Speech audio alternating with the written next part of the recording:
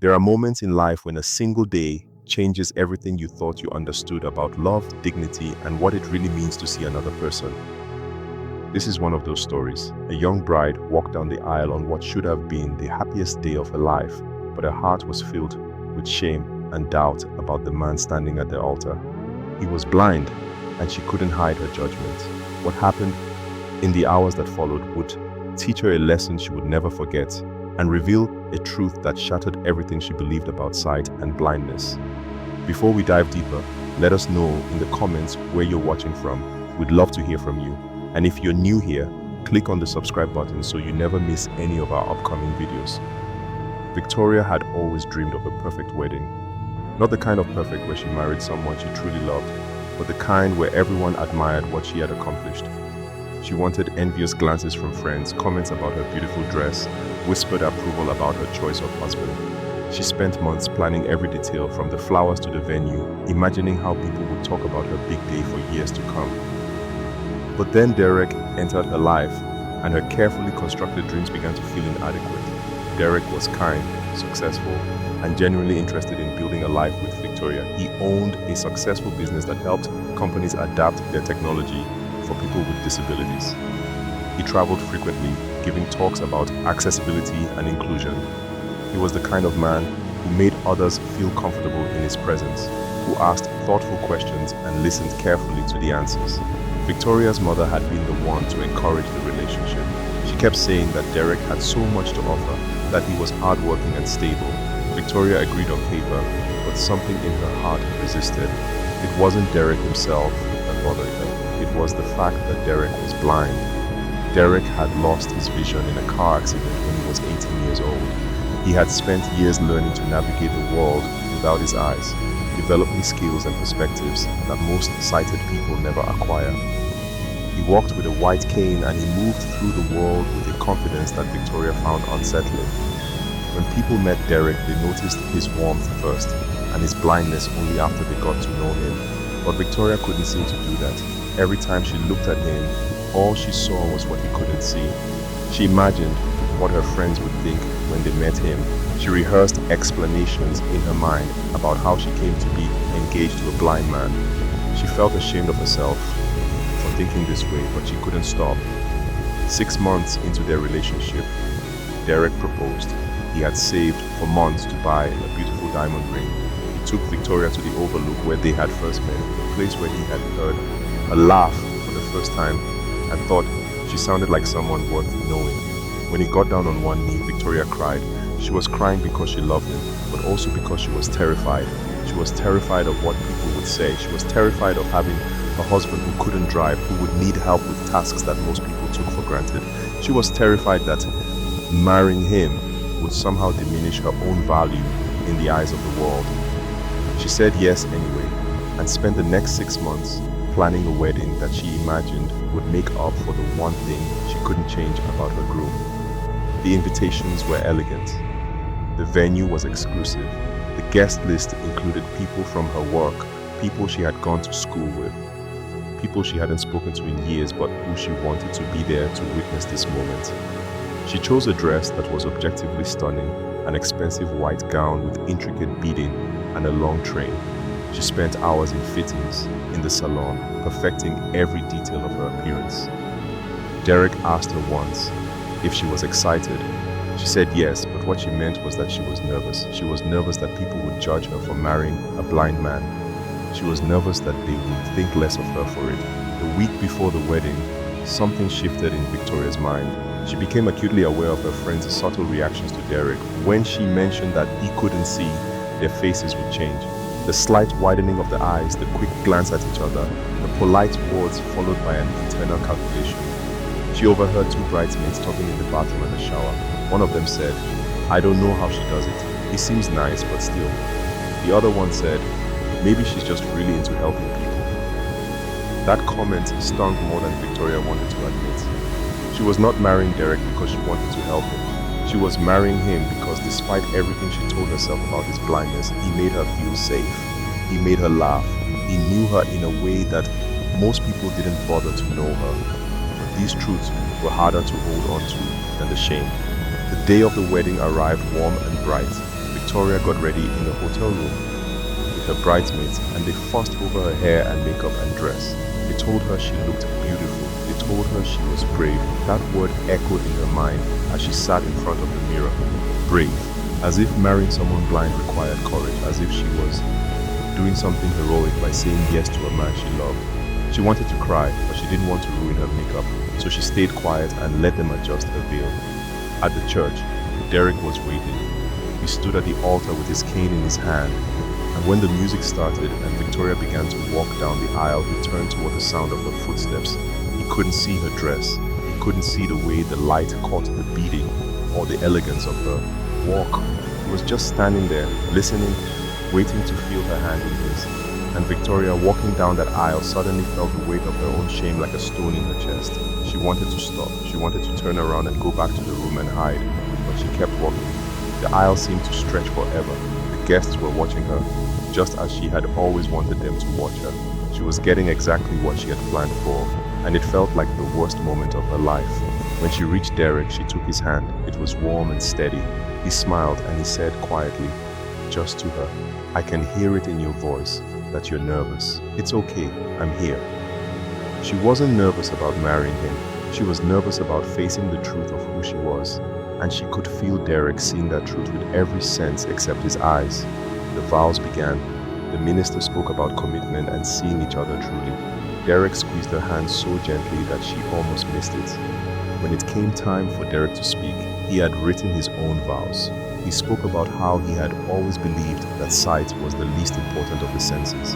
He talked about how he had learned to see people through their words and their actions and the quality of their presence.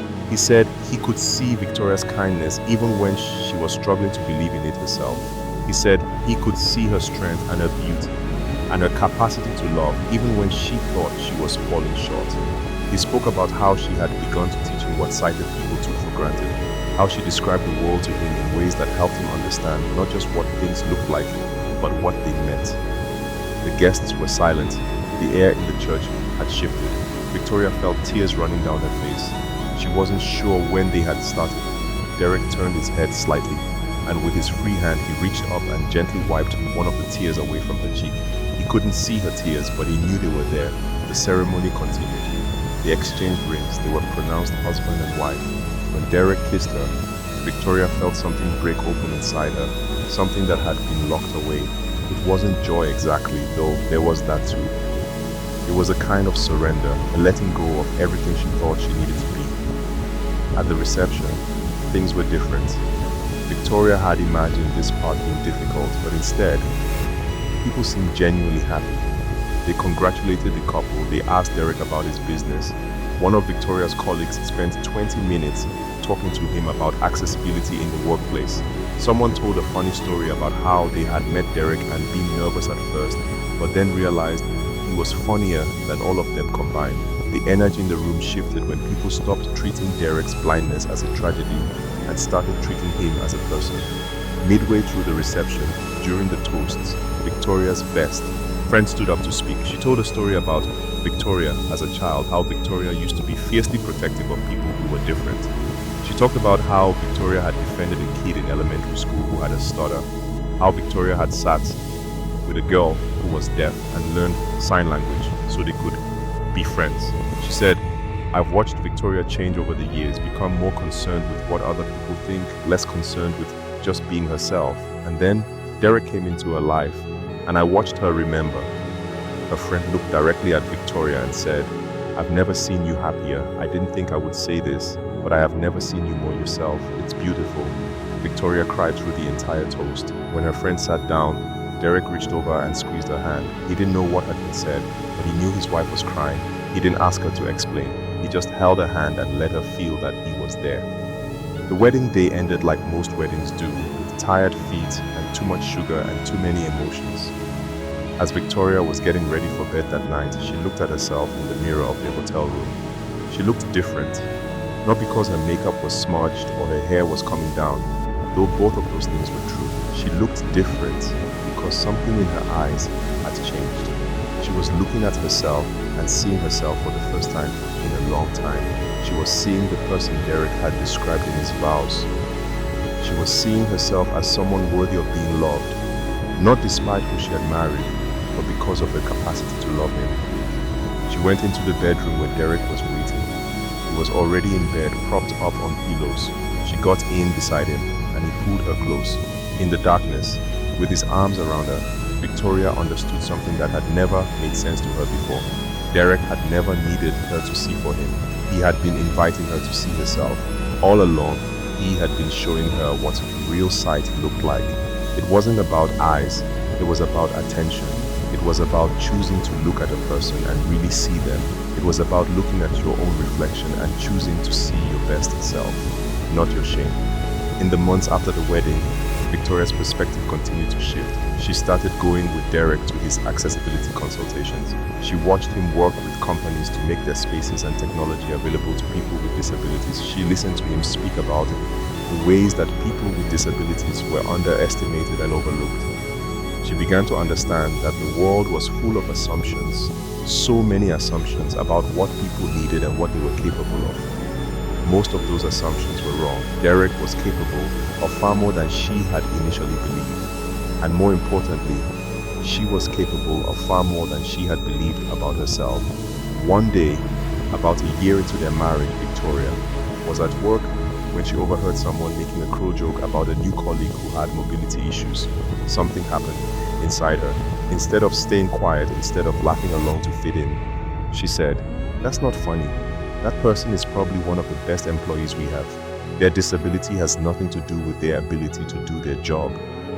The room went quiet.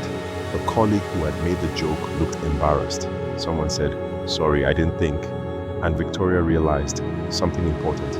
No one had told them to think. They had made an assumption, and until someone challenged that assumption, they were going to keep making it. That night, she told Derek about the conversation. He said, "See, you're learning how to see." She said, "I'm learning a lot of things." Derek and Victoria are still married. They have a life together that doesn't look like the Instagram perfect wedding Victoria imagined when she was planning her big day. It looks like something better. It looks like genuine partnership. It looks like a woman and a man who see each other clearly, flaws and strengths and all. Derek still uses a cane. He still can't see the sunset. But Victoria describes it to him, and in her descriptions, he sees it more fully than most sighted people ever do. Victoria still worries sometimes about what people think, but she worries less. She's learned that people's judgments usually say more about them than about her. Think about Victoria's journey for a moment. Think about the shame she carried, not because of anything Derek had done, but because of what she believed other people would think about her choice. How many of us are carrying that same kind of shame?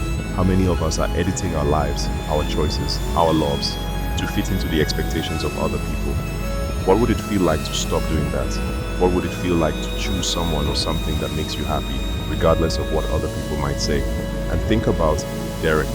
Think about a man who could have been offended by Victoria's initial judgment, by the way she clearly saw him as a burden or a mistake. Instead, he treated her with kindness and patience. He helped her see herself. That's not because Derek is perfect. It's because Derek understands something fundamental. He understands that everyone is struggling with their own shame, their own fears, their own limitations. And if you can meet someone in that struggle with compassion, something remarkable can happen. This story is about blindness and sight, but it's not really about eyes. It's about the ways that we see each other or fail to see each other. It's about the assumptions we make and how hard it is to move past them. It's about discovering that the person we underestimated might be the person we need the most. Victoria thought she was marrying someone who needed her help, but what she really found was someone who could help her become who she was always meant to be. If this story has touched you, I want to ask you something. Is there someone in your life that you've been judging based on assumptions? Is there someone who you've been seeing incompletely? What would it mean to really see that person? What would it mean to let them see you?